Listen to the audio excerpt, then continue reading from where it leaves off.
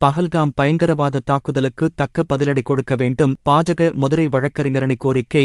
மதுரை மாவட்ட நீதிமன்றம் முன்பு மதுரை மாநகர் மாவட்ட பாஜக வழக்கறிஞர் அணியின் மாவட்ட தலைவரும் மத்திய அரசின் வழக்கறிஞருமான ஐயப்பராஜா தலைமையில் பஹல்காம் பயங்கரவாத தாக்குதலில் உயிர்த்தியாகம் செய்த 26 பேருக்கு மலர்தூவி அஞ்சலி செலுத்தப்பட்டது. அதனைத் தொடர்ந்து காஷ்மீர் பஹல்காம் பயங்கரவாத தாக்குதலில் ஈடுபட்ட தீவிரவாதிகளை உடனடியாக கண்டுபிடித்து அவர்களுக்கு தக்க தண்டனை வழங்க வேண்டும் என்று மத்திய அரசுக்கு கோரிக்கை கோஷங்கள் எழுப்பப்பட்டது. இந்நிகழ்வில் மதுரை வழக்கறிஞர் சங்கத்தின் செயலாளர் மோகன்குமார், பொறுப்பு தலைவர் பாஸ்கரன், முன்னாள் தலைவர் கே ராமசாமி, மத்திய அரசு வழக்கறிஞர்கள் பால்பாண்டி, பரமசிவம், அமிழ்தன், முருககணேஷ், ராமராஜ், அருண் தமிழரசன், மலர் இனியன், சுந்தரவடிவேல், சேகர், ஜெயமுருகன், ராஜன், அர்ச்சனா உட்பட ஏராளமான வழக்கறிஞர்கள் கலந்து கொண்டனர்.